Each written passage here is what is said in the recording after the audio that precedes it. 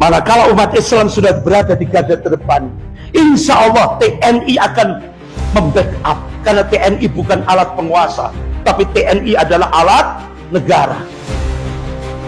Kalau sudah negara dalam kondisi danger, TNI akan bersama rakyat menyelamatkan negara kesatuan Republik Indonesia yang diperjuangkan oleh tokoh Sumatera Barat, yaitu Bapak Muhammad Natsir, Allahumma yarham. Assalamualaikum warahmatullahi wabarakatuh. Mengapa Israel ini ingin betul mengambil Palestina ini? Apa yang ada di Palestina? Apakah di Palestina itu ada emas? Apakah di Palestina itu ada perak? Mengapa mereka bersemangat betul ingin mengambil Palestina ini? Pada tahun 2007, Al-Faqir Abdul Samad, saya menterjemah satu buku berbahasa Arab, judulnya Tarikh Ad-Diyanah Al-Yahudiyah, ditulis oleh seorang ulama daripada Al-Iskandariyah, Mesir. Di situ dia bagi satu jawaban. Kenapa orang Israel itu amat sangat menginginkan Palestina? Rupanya ada seorang bernama Israel. Israel maknanya dua. Isra abdun. El bahasa Hebrew language, bahasa Ibrani. El artinya Tuhan. Israel artinya hamba Tuhan.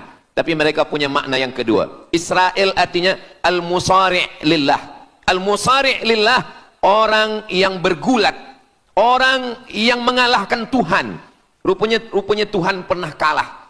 Dan ketika Tuhan kalah, lalu Tuhan memberikan hadiah satu petak tanah. Dan tanah itu adalah tanah Palestina menurut mereka. Jadi mereka meyakini bahwa ketika Tuhan dikalahkan oleh Israel, maka hadiahnya adalah bumi Palestina. Itulah kenapa mereka amat sangat ingin mengambil tanah itu. Tapi kita pula, Palestina bagi kita adalah hijrahnya Nabi Muhammad sallallahu alaihi wasallam yang dituliskan dalam Al-Qur'an. A'udzubillahi minasyaitonir rajim. Subhanalladzi asra bi'abdihi lailan minal masjidil haram ilal masjidil aqsa alladzi barakna haulah. Dulu semasa belajar di Al-Azhar ada satu subjek namanya Al-Milal wan Nihal. Al-Milal maknanya aliran-aliran keagamaan, wan Nihal agama-agama. Maka salah satu aliran itu disebut dengan Zion. Zion adalah nama satu bukit yang ada di Palestina. Lalu mereka mengambil nama ini sebagai satu gerakan dunia. Dalam bahasa Arabnya disebut dengan As-Sahyuniyah atau Zionis. Mereka ingin mengembalikan Yahudi ke Palestina. Apa yang membuat mereka ingin? Rupa-rupanya mereka meyakini bahwa mereka menunggu-nunggu seorang lelaki. Lelaki itu bernama Mesiah. Dalam bahasa mereka sebut dengan Mesiah. Dalam bahasa Arabnya adalah Al-Masih. Al-Masih diambil dari kata masaha. Masaha artinya disapu. Kita dalam wudhu ada menyapu. Idza qumtum ila shalah, kalau kamu ingin sembahyang, faghsilu wujuhakum, muka dibasuh. Wa aydiyakum ilal marafiq, tangan pun dibasuh hingga ke siku. Tapi kepala dengan telinga tidak dibasuh. Kepala dengan telinga disapu. Wamsahu biru'usikum, disapu. Jadi kenapa dia dikatakan Al-Masih? Kerana dua. Pertama, waktu lahirnya badannya disapu dengan minyak. Yang kedua, setelah dia besar, bila dia tengok orang lumpuh, dia sapu. Orang yang lumpuh boleh tegak berdiri. Bila nampak orang buta, dia sapu. Orang buta boleh menengok. Bila nampak orang mati, dia sapu. Dan orang mati pun boleh tegak berdiri. Dia tunjuk tanah, ya ard umbuti, wahai tanah tumbuh tanaman. Dia tunjuk langit, ya sama imtiri, turunkan hujan. Dia tunjuk orang mati, ya mayyit qum, orang mati tegak berdiri. Maka dia disebut dengan Al-Masih. Tapi Al-Masih ini ada yang original. Itulah dia Al-Masih Isa anak Maryam alaihi salam. Tapi ada Al-Masih satu lagi, macam Isa. Orang Arab bila ada mangkuk, mereka sebut dengan wi'a. Kalau mangkuk ini emas, mereka katakan al-wi'a al-zahabi, mangkuk emas. Tapi kalau mangkuk ini dari perak tapi dibalur dengan emas, mereka akan mengatakan al-wi'a al-mudajjal. Dia bukan emas, tapi dia nampak macam emas, maka dia namanya mudajjal. Begitu juga dengan Al-Masih ini. Al-Masih yang betul-betul Al-Masih, dia adalah Al-Masih Isa anak Maryam. Tapi ada yang macam Al-Masih, bentuknya macam Al-Masih, macam mukjizat Al-Masih, tapi dia bukan Al-Masih. Itulah dia Al-Masih Ad-Dajjal. Sebenarnya mereka sedang menunggu Al-Masih Ad-Dajjal. Kita pula Sebelum salam, kita minta perlindungan kepada Allah dari Al-Masih Ad-Dajjal. Allahumma inni a'udzubika min adzabi jahannam, wa min adzabil qabri, wa min fitnatil mahya wal mamat, wa min syarri fitnatil masihid Dajjal. Kita minta tolong pada Allah supaya jauh daripada Dajjal. Mereka menunggu-nunggu Dajjal. Kenapa mereka ingin menunggu Dajjal? Sebab menurut mereka, bila Al-Masih Dajjal ini datang, maka nanti kambing akan berdamai dengan serigala. Semua akan hidup tenang dan mereka akan menjadi penguasa dunia. Selain daripada Yahudi Israel adalah ghaim. Ghaim adalah keledai tunggangan. Jadi sebenarnya sesiapa saja pun yang bukan Yahudi, dia hanya akan menjadi keledai. Dan mereka ini adalah agama yang juga sebagai suku bangsa, yang juga sebagai sebuah negeri. Kita Islam, agama kita, tapi bangsa kita Melayu. Dan kita tinggal duduk, ada Melayu di Sumatera, ada Melayu di Semenanjung, ada Melayu di Kalimantan, Borneo. Melayu tersebar di beberapa negara. Tapi Yahudi tiga. Yahudi sebagai agama, Yahudi sebagai bangsa, Yahudi sebagai negeri. Mereka ingin mewujudkan ketiga-tiga ini menjadi satu. Kami bangsa Yahudi, kami agama Yahudi, dan kami punya negeri Yahudi. Itulah keinginan mereka. Maka mereka sedang menantikan raja mereka. Raja mereka adalah Al-Masih Ad-Dajjal. Dan Al-Masih Ad-Dajjal ini akan turun kalau syarat-syarat ini mereka penuhi. Kata Syekh Fargallah dalam subjek Al-Milal wan Nihal. Maka yang pertama diminta oleh Al-Masih Ad-Dajjal ini adalah semua Yahudi kembali kepada bumi Israel. Mereka mengatakan itu bumi punya dia dan semua akan kembali. Rupa-rupanya mereka tiada punya negeri. Sama macam nasib orang Kurdi. Kurdi ada di Turki, Kurdi ada di Irak, Kurdi ada di beberapa belahan bumi. Syekh Amin Al-Kurdi, mursyid tarekat Naqsabandiyah di Mesir, orang Kurdi, tapi duduk di Mesir. Syekh Muhammad Said Ramadan Al-Buti, orang Kurdi, tapi duduk di Suriah. Salahuddin Al-Ayyubi, orang Kurdi, tapi dia raja di Mesir. Mereka pun di seluruh dunia ada, tapi mereka tak ada punya negeri. Maka mereka ingin mengambil Palestina, mereka ingin kembali ke negeri yang menurut mereka inilah adalah hadiah daripada Tuhan, kerana Tuhan kalah bertembung, bertarung dengan nenek moyang mereka bernama Israel menurut hikayat mereka. Yang ini semuanya adalah asatirul awalin, hanya dongeng-dongeng nenek moyang mereka zaman silam. Lalu kemudian datanglah Theodor Herzl menghadap kepada Sultan Abdul Hamid, Sultan Turki. Mereka ingin membayar dengan ratusan keping emas. Apa kata Sultan Abdul Hamid? Dulu Palestina itu diambil dengan darah dan nyawa, maka saya tidak akan memberikannya dengan emas. Lalu kemudian apa yang terjadi? Mereka menghalau Sultan Abdul Hamid dengan seorang lelaki bernama Mustafa Kemal Ataturk. Lalu kemudian hilanglah khilafah Islamiyah. Ketika khilafah Islamiyah tahun 1924 ini jatuh, hilang, tumbang, maka ketika itu umat Islam tidak lagi ada pelindung. Dan ketika itulah mereka mengambil Palestina.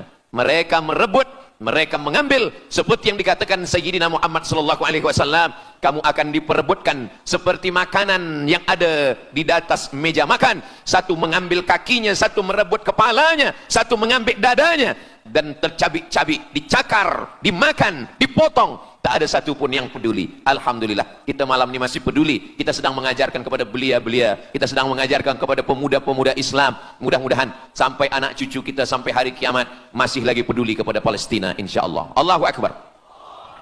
Semua Yahudi kembali ke Palestina. Maka sekarang mereka sudah berkumpul. Berapa jumlah mereka? 9 juta Yahudi sudah berada di Palestina. Itu syarat supaya Al-Masih itu turun. Sebab Al-Masih tidak mahu turun kalau Yahudi-Yahudi ini tidak kembali ke Palestina menurut mereka. Maka Yahudi dari Rusia kembali, Yahudi yang ada dari Amerika kembali semuanya.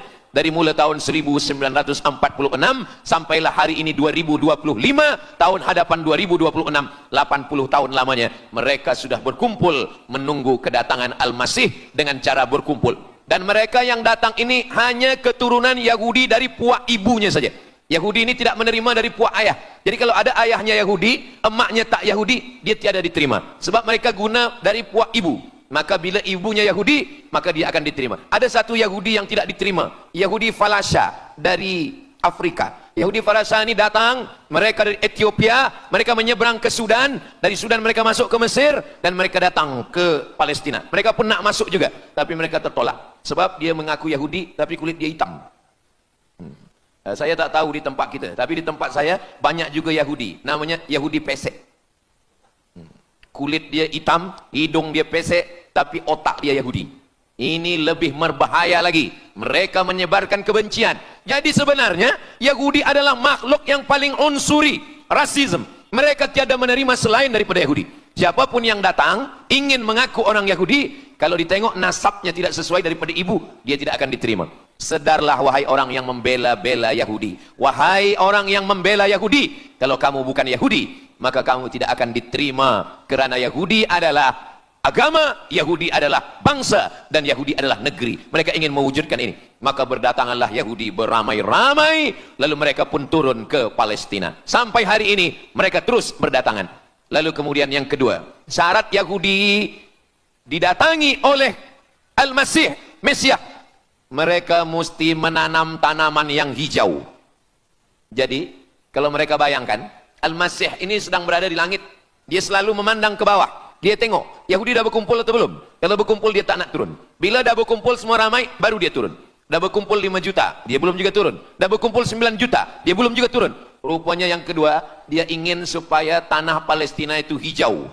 Bila nanti dah hijau semua, baru dia turun. Dan tanaman yang hijau itu pun dia yang memilihkan tanamannya. Tanamannya adalah yang disebutkan Nabi 14 abad silam, Syajaratul Gharqad. Nanti semua akan membela umat Islam. Sampai-sampai batu berkata, apa kata batu? Ya abdallah, wahai hamba Allah, hadza Yahudi khalfi, ini di belakang saya ada Yahudi, faktulhu, bunuhlah dia. Kata Nabi, jangankan manusia, batu pun membela umat Islam. Batu akan berkata, ya abdallah, wahai hamba Allah, hadza Yahudi, ini di belakang saya ada Yahudi, faktulhu, bunuh dia. Tapi ada satu yang membela mereka. Siapa dia? Syajaratul Gharqad, pokok kayu Gharqad. Allah menunjukkan sampai hari ini mereka menanam pokok Gharqad ini. Saya belajar ke Mesir tahun 1998. Musim panas tahun 1999, saya pergi ke satu kawasan bernama Aris. Selepas itu pergi ke sebuah kota, kota ini bernama Rafah. Rafah ini dibagi dua, setengah diambil oleh Yahudi, setengah lagi diambil oleh Mesir. Dari sempadan ini kita boleh menengok hijau. Lalu saya pun bertanya kepada ulama yang mendampingi kami, Tuan Syekh, itu pokok apa yang hijau? Kata Syekh, itulah pokok yang disebutkan Nabi Muhammad sallallahu alaihi wasallam. Pokok itu bernama Syajaratul Gharqad, dan mereka memang menanam pokok itu sekarang. Supaya apa? Supaya Al-Masih menengok dari atas, bila dia tengok dah hijau, dia pun akan turun menurut keyakinan Yahudi. Yahudi sudah berkumpul 9 juta orang. Pokok Gharqad sudah ditanam, sudah. Ada lagi, apa dia? Mesti menghancurkan Babilonia. Babilonia adalah raja yang dulu menghancurkan kerajaan Yahudi. Nama rajanya Nebukadnezar. Nebukadnezar dari Babilonia menghancurkan kerajaan Yahudi. Maka Yahudi ini pendendam. Orang yang paling dendam di atas dunia ini adalah Yahudi. Nebukadnezar sudah lama musnah, tapi dendam mereka kepada Irak sampai hari ini. Babilonia itu adalah Irak. Maka siapapun yang menjadi penguasa, pasti mereka akan perintahkan untuk menghantam Irak. Dari mula George Bush sampailah sekarang, Irak selalu dihantam. Dituduh bahwa Irak ada punya senjata membunuh manusia. Mereka katakan bahwa Saddam Hussein ini ada memiliki senjata yang boleh menghancurkan peradaban manusia. Akhirnya mereka membunuh Saddam Hussein. Apa yang terjadi? Sampai hari ini Saddam Hussein tiada memiliki apapun untuk menghancurkan umat manusia. Jadi sebenarnya adalah ini agenda daripada Yahudi. Mereka ingin menghancurkan Babilonia, dan Babilonia itu adalah Irak pada zaman modern sekarang ini. Setiap penguasa-penguasa pasti menghancurkan Irak, sebab mereka amat sangat benci dan dendam kesumat kepada Irak. Ada buku judulnya Al-Yahud fi Masr, fi Misr, orang Yahudi di Mesir. Lalu kemudian seorang jenderal Yahudi bernama Musa Dayan. Musa Dayan buta matanya sebelah. Lalu Musa Dayan ini meminta kepada Presiden Prancis bernama De Gaulle. Lalu De Gaulle pun menelpon Presiden Mesir bernama Anwar Sadat. Bukunya ada saya simpan di rumah.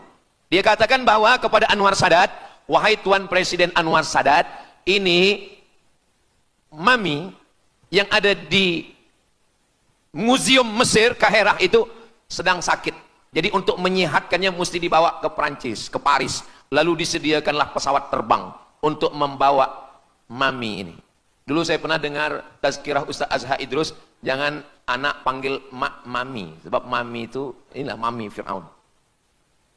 Mami return. Ini mami ini sakit, maka dia mesti disehatkan, ada bakteri, maka dia mesti disehatkan, dibawa ke Paris, Prancis. Akhirnya diterbangkan pada masa Presiden Anwar Sadat. Dibawa ke hospital, sampai di hospital, rupa-rupanya Jenderal Musadayan yang buta sebelah sudah menunggu mami. Begitu mami Ramses II, Fir'aun sampai, dia terus meninju muka mami itu. Kenapa? Sebab dia dendam. Inilah yang dulu menghalau nenek moyang dia dari Mesir. Gila. Yahudi ini adalah orang-orang yang gila. Sampai hari ini, mereka punya dendam yang tak berkesudahan. Sampai mami yang sudah menjadi kering, kita pun menengoknya biasa-biasa saja. Tapi Musadayan melampiaskan dendam kesumat dia sampai pada masa Presiden Anwar Sadat, yang akhirnya Anwar Sadat pun mati terbunuh ditembak oleh Khalid Islambuli. Begitulah Allah Subhanahu wa taala menceritakan saksi sejarah supaya umat Islam faham bagaimana pikiran, bagaimana sakit jiwanya orang-orang Yahudi. Mereka sudah berkumpul di Palestina 9 juta. Tanam-tanaman hijau sudah ditanam. Irak sudah dihantam, hancur lebur Irak. Apa lagi yang mereka lakukan? Tanah Palestina mesti merah. Tanah Palestina tidak boleh hitam.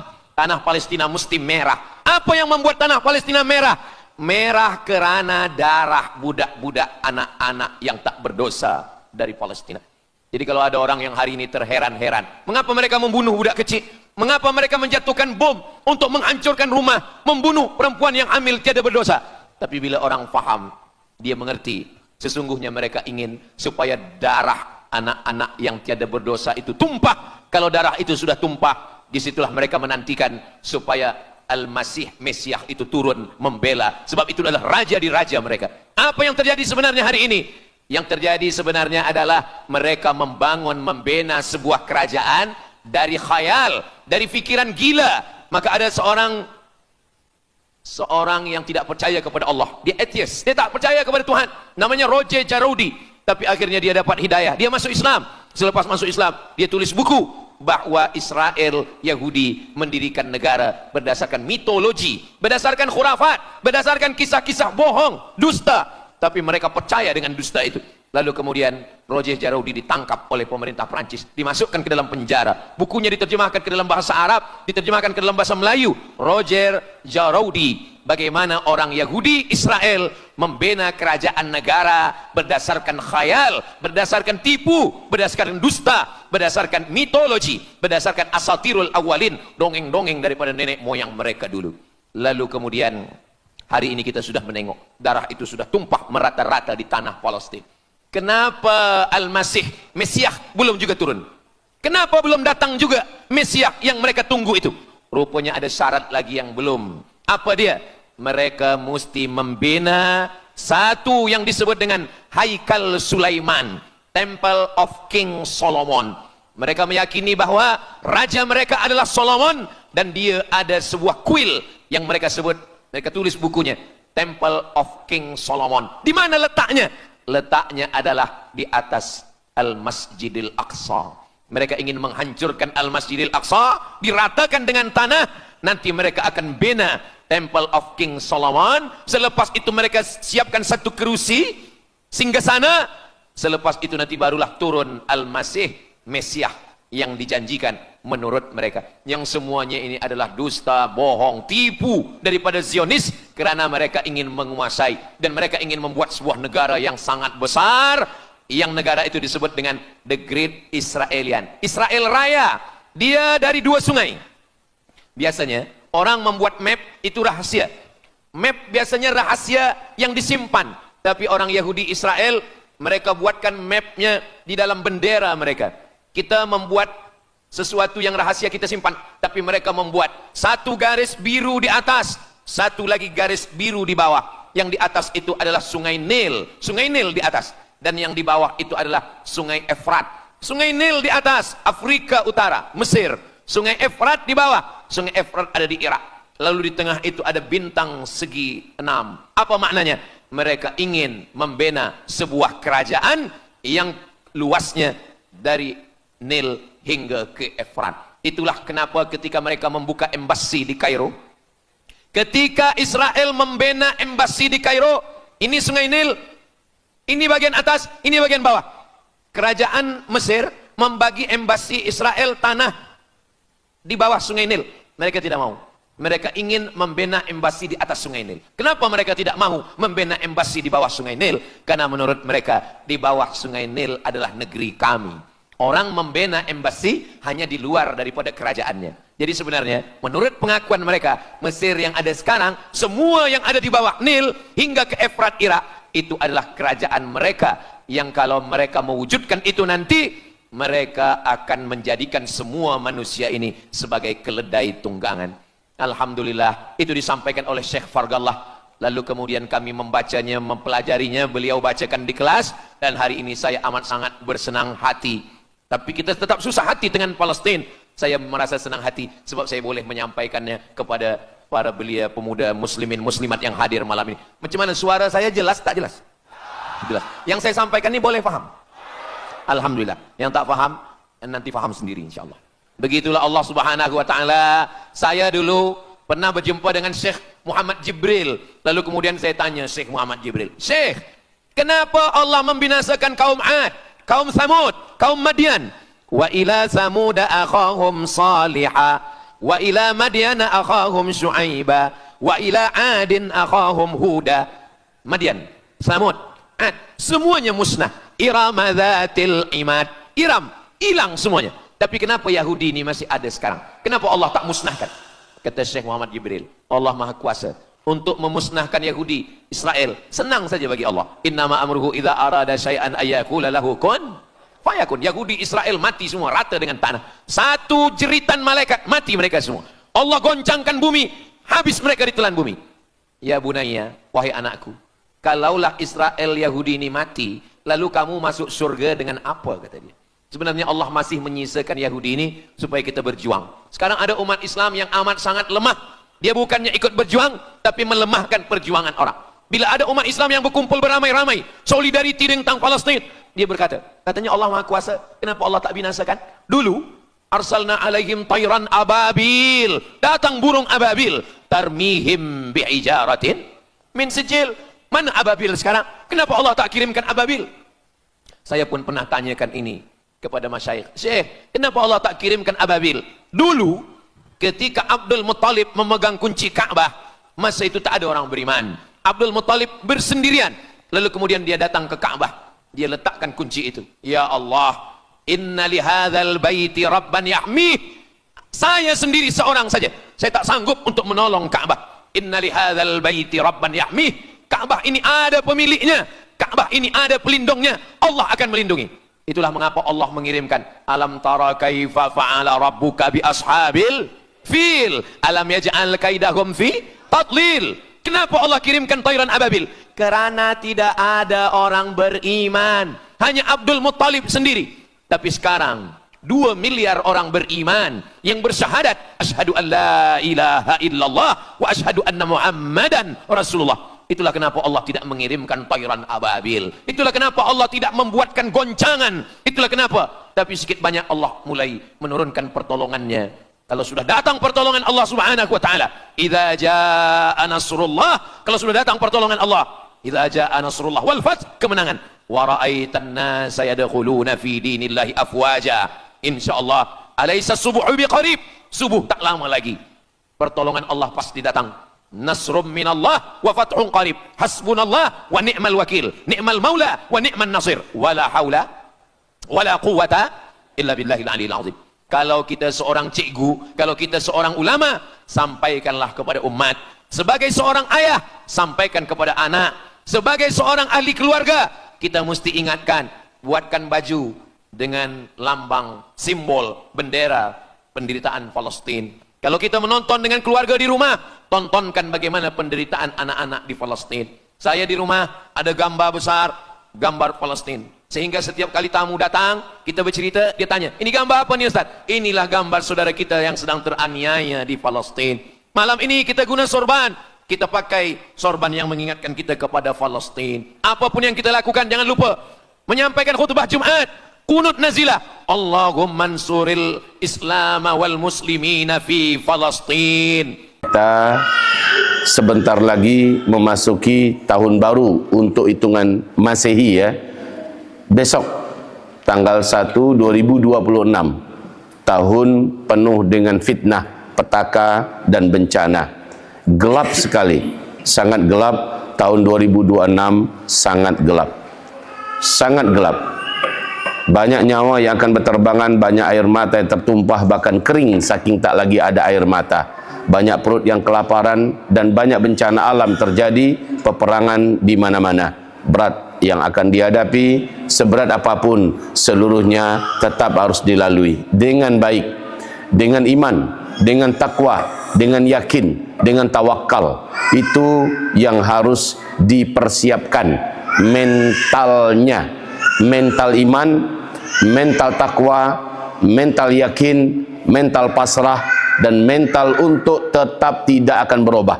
Itulah yang harus dipersiapkan di tahun atau menyambut tahun 2026 ini. Alhamdulillahi rabbil alamin wal aqibatu lil muttaqin wala udwana illa 'alal zalimin. Asyhadu an la ilaha illallah wahdah la syarikalah wa asyhadu anna Muhammadan abduhu wa rasuluh la nabiyya ba'dah. Allahumma la sahla illa ma ja'altahu sahla wa anta taj'alul hazana idza syi'ta sahla. Rabbana syrah lana sudurana wa yassir lana umurana wahlul 'uqdatam min lisanina yafqahu qaulana. Amma ba'du. Segala pujian hanyalah untuk Allah. Kita ucapkan alhamdulillah bi ni'matihi tatimmus salihah. Salawat dan salam kita untuk Rasulullah sallallahu alaihi wasallam. Wa ba'du. Hari ini tanggal 31 Desember menutup 2025. Kita sebentar lagi memasuki tahun baru untuk hitungan Masehi ya. Besok tanggal 1 2026, tahun penuh dengan fitnah, petaka dan bencana. Gelap sekali, sangat gelap. Tahun 2026 sangat gelap, sangat gelap. Banyak nyawa yang akan berterbangan, banyak air mata yang tertumpah, bahkan kering saking tak lagi ada air mata. Banyak perut yang kelaparan dan banyak bencana alam terjadi, peperangan di mana-mana. Berat yang akan dihadapi, seberat apapun, seluruhnya tetap harus dilalui dengan baik, dengan iman, dengan takwa, dengan yakin, dengan tawakal. Itu yang harus dipersiapkan mentalnya, mental iman, mental takwa, mental yakin, mental pasrah, dan mental untuk tetap tidak akan berubah. Itulah yang harus dipersiapkan di tahun atau menyambut tahun 2026 ini.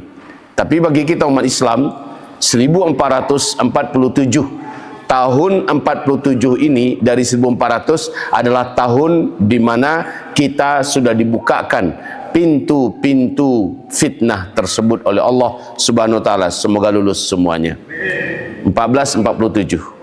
Kita sedang ada di bulan Rajab saat ini. Setelah ini Sya'ban, setelah itu Ramadan. Apa yang terjadi di bulan Ramadan hanya Allah yang Maha tahu. Dan apa yang akan terjadi di musim haji tahun ini 1447 Hijriah hanya Allah yang Maha tahu. Tetapi dalam ilmu dan kajian-kajian hadis fitnah akhir zaman, Nabi menyebutkan indikasi-indikasi yang menyebutkan betapa gelapnya tahun-tahun fitnah ini. Wallahu alam. Saudara dan sahabat tercinta, mari kita kuatkan lagi tawakal kita kepada Allah. Tahun depan bukan tahun yang aman. Tahun depan bukan tahun yang ringan. 1447 ini sebenarnya sudah memulai gong daripada hari-hari penuh dengan ujian dan fitnah. Semoga lulus. Hadirin yang kami cintai, saya berharap sebenarnya whiteboard kita belum dihapus, karena kajian kita senang gantung. Jadi apapun yang tertulis di papan tulis ke depan, mohon minta izin dulu sama Buya. Ini dihapus nggak Buya? Ya, tolong minta izin dulu, karena ada kajian yang memang sedang gantung. Jadi kalau kita ulang lagi, ya kita ulang lagi dari awal, ulang lagi nulisnya. Baik, ayat kita yang ke-7 memang luar biasa, bobotnya sangat padat, sangat hebat, dan seluruh ayat Allah hebat seluruhnya. Seluruh ayat Allah padat kandungannya. Hadirin yang kami cintai, kemarin secara singkat kita telah meringkas firman Allah yang menyebutkan, menegaskan wajibnya menuntut ilmu dari kalimat wa'lamu. Awas ya, dari wa'lamu. Wa'lamu itu ada kandungan wajibnya menuntut ilmu. Karena yang Allah perintahkan situ adalah wa'lamu, dari alima ya'lamu. Kemarin sudah kita tulis, lawan daripada alima adalah jahilah. Sifatnya disebut dengan ilmun, lawannya jahlun. Orangnya disebut dengan alimun, kalau lawannya disebut dengan jahilun. Yang lebih mendalam orangnya disebut alimun, lawannya jahilun. Jamak daripada alimun adalah ulama, jamak daripada jahilun adalah juhala. Ya, ini sudah kita uraikan sebelumnya. Kalau alimun ditambah alif lam di depannya jadi al-alim, maka itu adalah Allah. Dan tidak boleh ada orang yang disebut dengan al-alim. Tidak boleh, karena itu hanya sifat Allah Subhanahu wa ta'ala. Tapi fathul alim boleh, ya, atau abdul alim silahkan, ada abdunya di situ. Hadirin yang kami cintai, setelah itu wa'lamu, dan ilmuilah oleh kamu, anna, bahwa sesungguhnya fikum, pada kamu itu Rasulullah, ada Rasulullah. Pertanyaan, apakah di zaman sekarang ada Rasulullah di tengah kita apa tidak? Ayatnya, ketahuilah di tengah kamu ada Rasulullah. Maka kemarin sudah kita bedah rahasia pengungkapan Allah kepada kalimat Rasulullah. Padahal seharusnya wa'lamu anna fikum Muhammadan, ketahuilah bahwa pada kamu itu ada si Muhammad. Tapi yang Allah sebutkan di sini adalah statusnya, yaitu Rasulullah. Kalau Rasul status, apa yang dibawa oleh seorang Rasul? Risalah. Ya, yang dibawa adalah risalah. Apa arti risalah? Ajaran Allah. Itu risalah Allah, ya. Rasulullah artinya risalah Allah. Ketahuilah oleh kamu, ilmuilah oleh kamu, bahwa pada kamu itu ada risalah Allah. Ya. Ketahuilah bahwa pada kamu itu ada risalah Allah. Risalah Allah adalah Islam, yang buku panduan utamanya adalah Al-Quran dan pensyarahnya adalah As-Sunnah. Maka singkatnya begini, ilmuilah oleh kamu risalah Allah ini. Itu yang dimaksud dengan wa'lamu anna fikum Rasulullah. Ilmuilah oleh kamu risalah Allah ini. Risalah Allah ini ada pada kamu. Islam, kita orang Islam. Dan alhamdulillah di dalam Islam buku sucinya, kitab sucinya adalah Al-Quran. Dan pensyarah Al-Quran disebut dengan sunnah Nabi Muhammad SAW. Maka Allah mewajibkan kita mengilmui risalah Allah. Rasulullah memang sudah tidak ada, tapi risalahnya tetap ada. Yang namanya Muhammad sudah tiada, telah wafat, tapi risalahnya tetap hidup, dan itu ada di tengah-tengah kita saat ini. Ini yang dimaksud dengan wa'lamu anna fikum Rasulullah. Ilmuilah oleh kamu bahwa pada kamu itu ada risalah Allah. Ilmui. Jadi wajib setiap kita, mau laki-laki mau wanita, wajib mengilmui risalah Allah. Sampai kapan Buya? Sampai engkau menghembuskan nafas terakhirmu. Sampai engkau menghembuskan nafas terakhir. Wajibnya sama dengan wajibnya sholat 5 waktu. Wajibnya mengilmui risalah Allah ini sama dengan wajibnya sholat 5 waktu. Orang puasa boleh tergantung umur dan kemampuan. Kalau dia umurnya sudah tua, dia boleh mengqadha atau melakukan fidyah. Kalau dia sedang hamil, kalau dia sedang haid, kalau dia sedang nifas, dia boleh menggantinya. Kalau dia sedang safar, sedang sakit, boleh mengqadhanya. Puasa ya. Orang nggak mampu haji, ya sudah nggak wajib haji. Atau dia ada dana, dia boleh badalkan dirinya dengan keluarganya yang mampu, sehat dan berilmu, berangkatlah haji. Semua ibadah bisa diqadha kecuali solat. Menuntut ilmu persis seperti itu. Menuntut ilmu Allah tidak bisa diqadha persis seperti solat.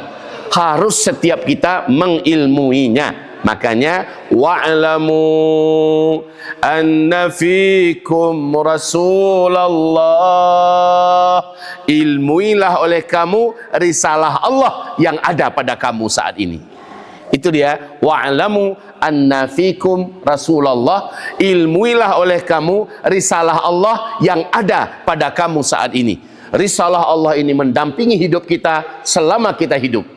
Dan tidak ada satupun kekuatan kemampuan di bumi untuk bisa merubah risalah Allah. Tidak ada. Tidak bisa. Taurat bisa dirubah-rubah, Injil bisa dirubah-rubah, Zabur sudah musnah, Asfar sudah hilang, ya. Tetapi Al-Quran dijamin oleh Allah, tidak ada satupun kekuatan kemampuan, bahkan bersatu jin dan manusia untuk merubahnya, tidak akan bisa dan tidak akan pernah terjadi.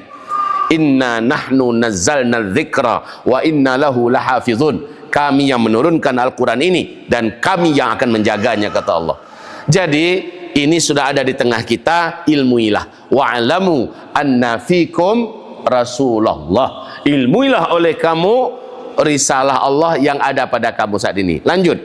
Lau yuti'ukum fi kathirin minal amri la'anittum. Nah, itu dia. Lau yuti'ukum, kalaulah Rasulullah itu mengikuti, mematuhi urusan-urusan yang kamu inginkan, la'anittum.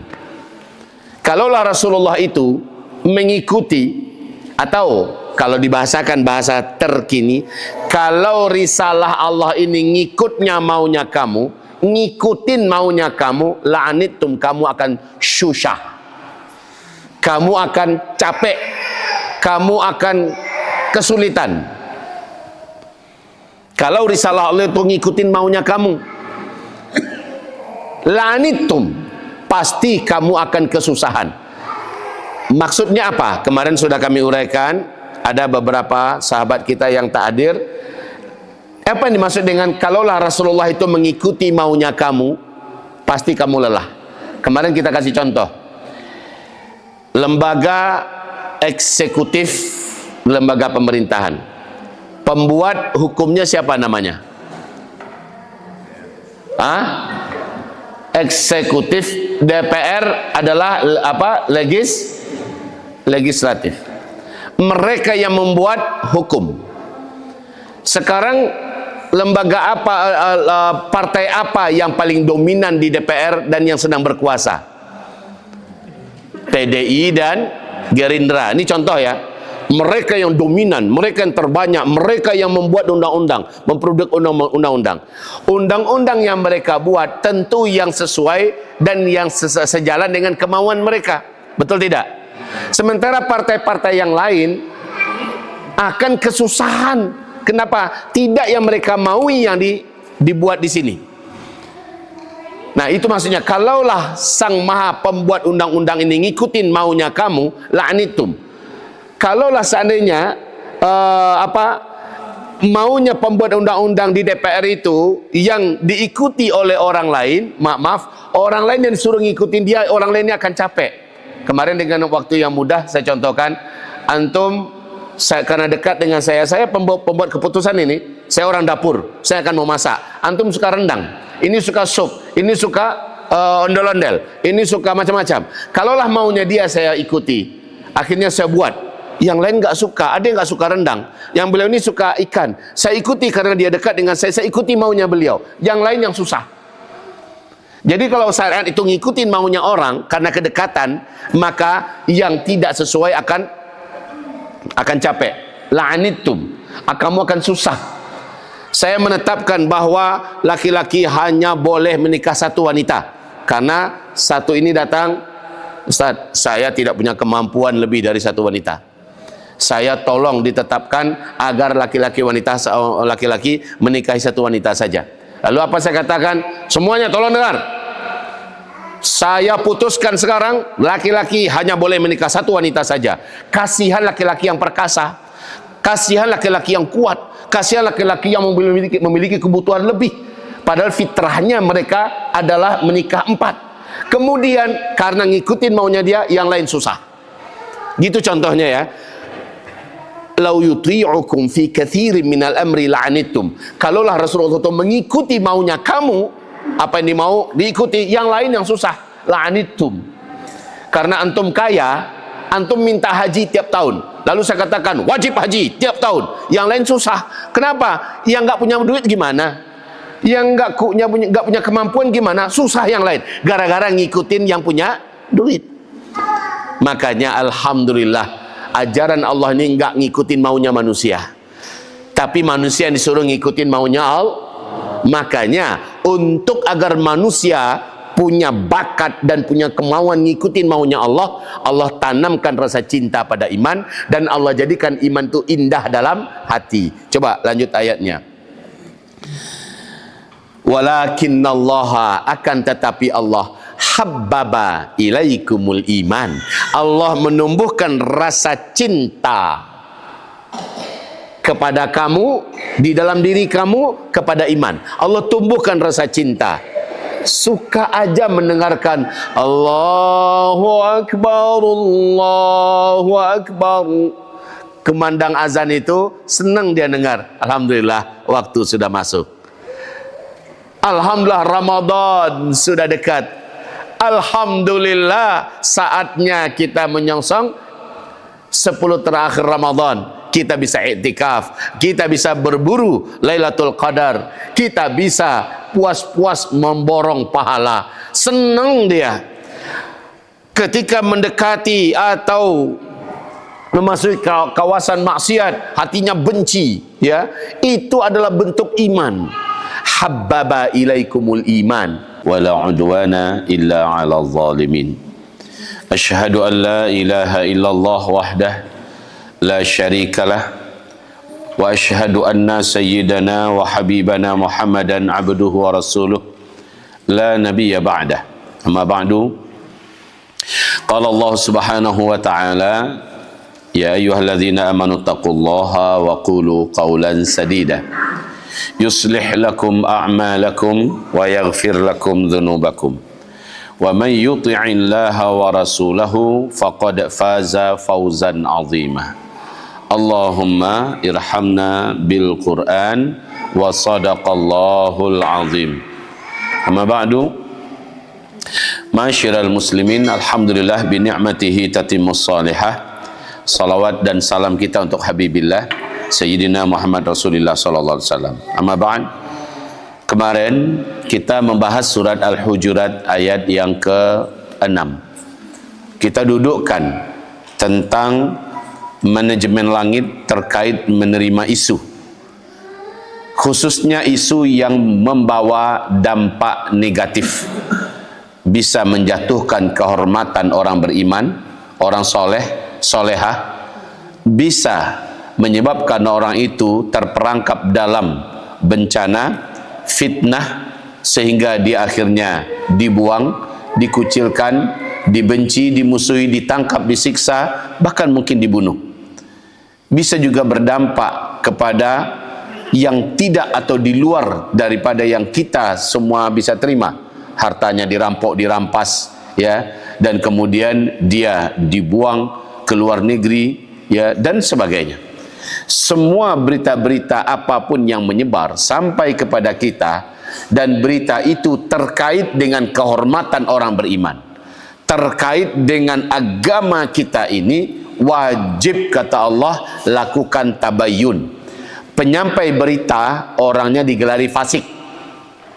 Penyampai berita orangnya disebut fasik, walaupun bisa jadi dia kelihatannya soleh, dia kelihatannya berilmu. Selama dia berani menyampaikan berita-berita besar yang membawa dampak negatif, seperti yang kami jelaskan tadi, orang ini tetap disebut fasik. Sampai kapan? Sampai dia tidak menyampaikan, dia tabayun dulu, sudah pasti dan jelas, benar-benar jelas, barulah dia menyampaikan. Selama itu penting, selama itu perlu, selama itu berguna untuk umat ini dan untuk agama, dia sampaikan. Tapi kalau nggak berguna, buat apa juga menyampaikan tentang artis lah, menyampaikan tentang aktor lah, tentang apa yang buruk yang mereka buat, nggak ada gunanya juga. Ini adalah bentuk kehormatan orang Islam. Orang Islam itu tidak sembarangan menerima berita. Orang Islam itu hati-hati dalam menyaring berita. Sekali lagi, orang Islam tidak serampangan, tidak sembrono, ya. Mereka punya konsep yang disebut dengan tabayyun. Apa arti tabayyun? Check and recheck, check and cross check. Cari kepastian, buktikan kebenarannya dulu. Begitu.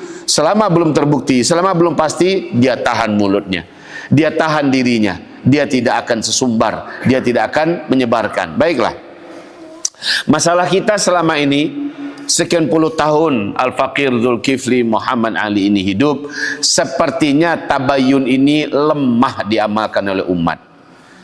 Umat lebih percaya mendengarkan berita dari si fulan. Umpama ini Dain, apa kata beliau?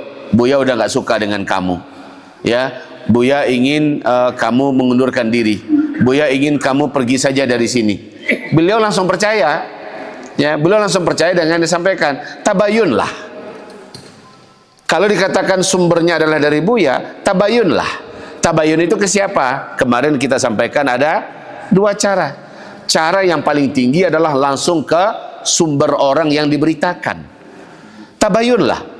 Ini enggak langsung ditelan bulat-bulat, langsung percaya, langsung baper, ya, langsung sedih, langsung pergi dan menjauh-jauh dan sebagainya.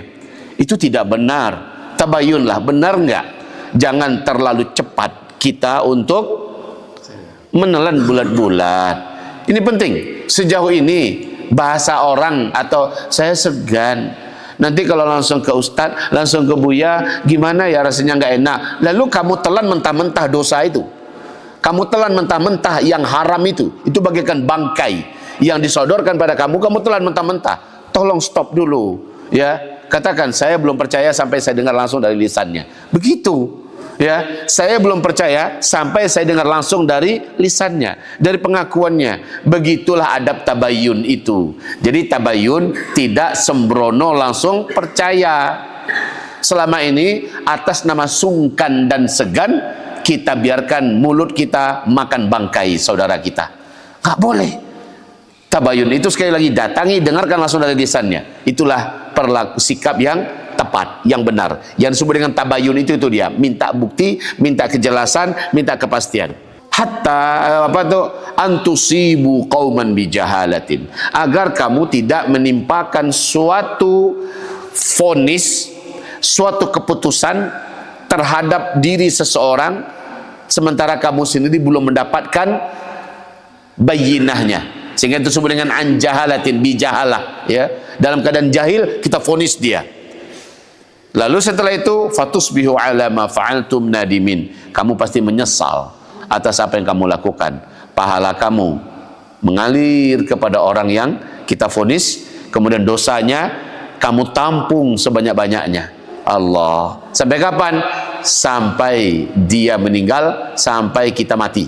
Nauzubillah. Berapa banyak pahala kita yang tersedot dari diri kita, berapa banyak dosa orang yang mengalir ke diri kita. Ini resiko bila tidak melakukan tabayyun.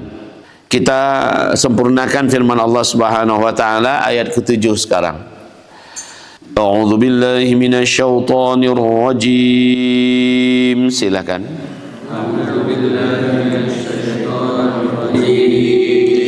Bismillahirrahmanirrahim.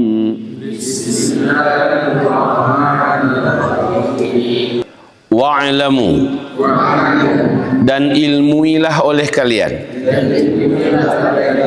anna fikum, bahwa sesungguhnya di tengah-tengah kamu Rasulullah ada Rasulullah. Lau yuti'ukum, kalaulah dia memenuhi keinginan-keinginan fi kathirin, dalam kebanyakan minal amri, dari urusan kamu, la'anittum, pasti kamu akan susah. Walakinnallaha, akan tetapi Allah, habbaba ilaikum, menumbuhkan rasa cinta ke dalam diri kamu, al-imana, kepada keimanan, wa zayyanahu,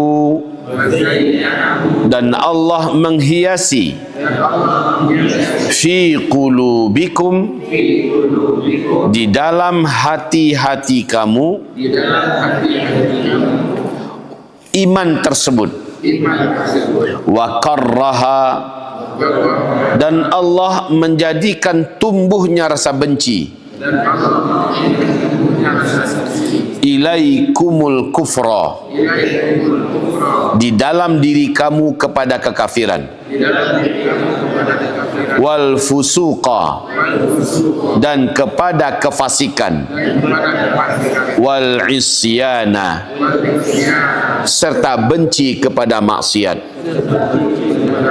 Ulaika, mereka itulah, humur rasyidun, orang-orang yang cerdas. Allahumma arhamna bil Quran wa sadaqallahul azim. Sekarang dengarkan saja, tak usah ikuti ya. Dan ilmuilah oleh kalian, wahai orang-orang beriman, bahwa sesungguhnya di tengah-tengah kalian itu ada utusan Allah. Kalaulah dia mengikuti dan mematuhi kebanyakan dari urusan-urusan yang kamu mau, pasti kamu akan menjadi capek, susah, lelah. Akan tetapi Allah menanamkan dan menumbuhkan rasa cinta di dalam dada kamu terhadap keimanan, dan Allah menumbuhkan rasa benci di diri kamu terhadap kekafiran, kefasikan, dan benci kepada maksiat. Mereka itulah orang-orang yang cerdas. Allahumma arhamna bil Quran wa sadaqallahul azim. Apa maksudnya di sini? Wa'lamu. Kalau ada wa'lamu berarti ilmuilah. Ilmu itu lawan daripada jahlu. Ilmu lawan daripada jahlu. Bismillahirrahmanirrahim. Ya. Ilmu, ilmun. Ya. Itu lawannya adalah jahlun. Orangnya disebut alimun, orang yang alim. Lawannya disebut jahilun. Alimun, orang yang sangat alim. Alimun, orang yang sangat alim. Kalau ini lawannya jahilun. Nah, dari alimun ini, kalau jamaknya, ini jamak ya, ini jamaknya ulama. Lawannya ini jamak daripada jahilun, juhala. Adapun Allah Subhanahu wa taala Al-Alim, yang maha. Ini kalau Allah ya, Al-Alimu. Ini sifat Allah SWT yang maha alim, yang maha berilmu. Kalau sudah pakai al, ini hanya ke Allah ini. Tapi kalau alimun masih boleh ke manusia tanpa al, tanpa alif lam. Masih bisa dikatakan hadza alim. Kita dengar ada alim ulama, ya kan? Alim. Nah, al-alim kalau sudah pakai alif lam ini hanya ke Allah. Enggak boleh makhluk dikatakan al-alim, enggak bisa. Al-alim enggak boleh. Ya. Baik. Sekarang ada kata yang disinonimkan oleh manusia dan itu salah dengan orang yang berilmu. Apa itu? Bukan lawan sih. Ilmun ini dikatakan mendekati atau agak dekat dengan dhannun. Ini salah besar. Dhannun. Apa itu dhannun? Ada yang ingat enggak? Dhannun itu apa? Dhannu. Dhannun itu adalah ilmu pengetahuan,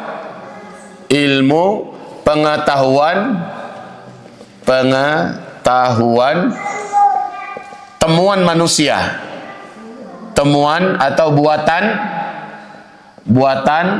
fikiran manusia. Dhannun ini punya peluang yang sangat besar untuk salah. Ya, dhannun ini punya peluang besar untuk salah. Peluangnya sangat besar. Mungkin dari 100 peluang salahnya bisa sampai 70, 80, 90%. Bahkan bisa jadi 100%. Ini dhannun. Ya. Sementara ilmun ini sumbernya dari dhannun, sumbernya dari Allah Subhanahu wa taala. Ilmun ya. Ilmun sumbernya dari Allah Subhanahu wa taala. Ilmu sumbernya dari Allah. Dhannu sumbernya dari makhluk. Jangan ditanding-tandingkan. Jangan ditanding-tandingkan ilmu dengan dhannu, beda habis. Inna dhanna la yughni minal haqqi syai'a. Ilmu pasti benar. Kalau ilmu pasti dan mutlak benar. Pasti dan mutlak benar. Atau bahasa Arabnya pasti hak. Ya, inna dhanna, sesungguhnya dhann la yughni minal haqqi syai'an. Tidak bisa menandingi yang hak itu sedikit pun. Nggak bisa ngelawan yang hak sedikit pun. Begitu. Baiklah. Nah, sekarang Allah membahasakan sini wa'lamu. Dan ilmuilah oleh kalian. Sama dengan fa'lam annahu la ilaha illallah. Gitu. Maka ilmuilah. Ini juga ilmu ini. Wa'lamu ya, dan ilmuilah oleh kalian anna fikum Rasulullah. Bahwa di tengah-tengah kamu ada Rasul Allah. Unik ya. Di dalam ayat ini Allah tidak mengatakan Muhammad. Wa'lamu anna fikum Muhammadan. Dan ketahuilah dan ilmuilah bahwa di tengah-tengah kamu ada Muhammad. Enggak. Allah di sini membahasakan Rasulullah. Artinya apa itu maksudnya? Yang ditekankan oleh Allah adalah figur statusnya dari Allah, yaitu Rasulullah.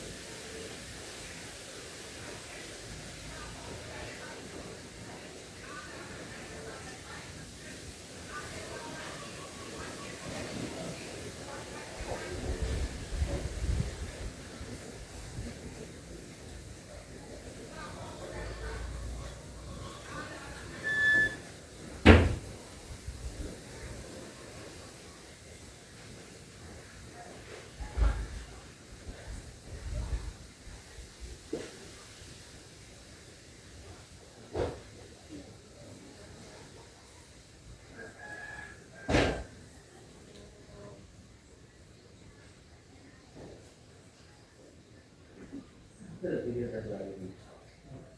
itu kita ngerasa masih akan maju.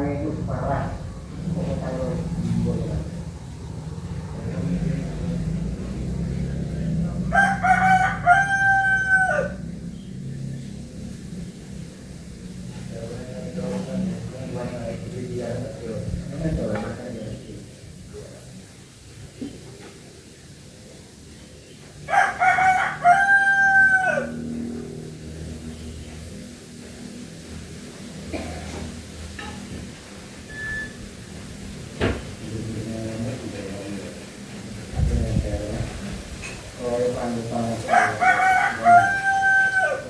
Indonesia itu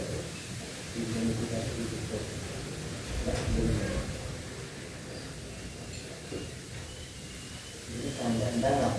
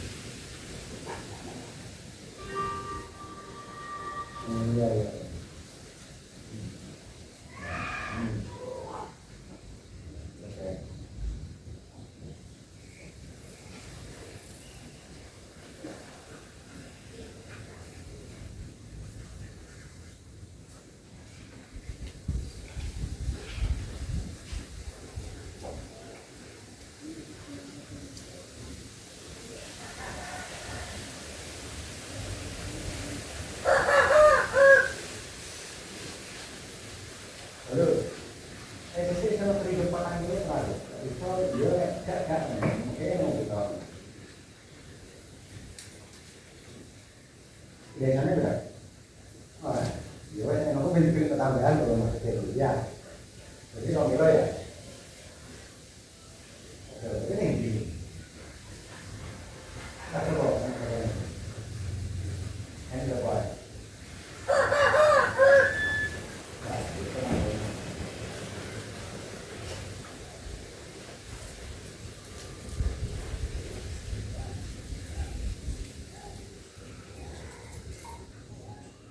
Sama tapi memang pembelo lah. Sama kita ada. Ada kayak ini. Berarti ini tak simpan. Ini lain kan? Kan itu yang di ini tak ini. Jadi tak ini makin ini baru mah kan. Ini makin ini memang ini loh Bang Andre. Kira minggu kecil kan orang ini.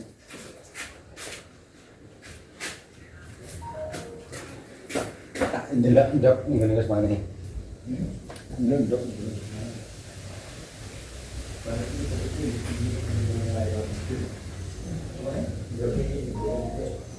Ini pakai kurang.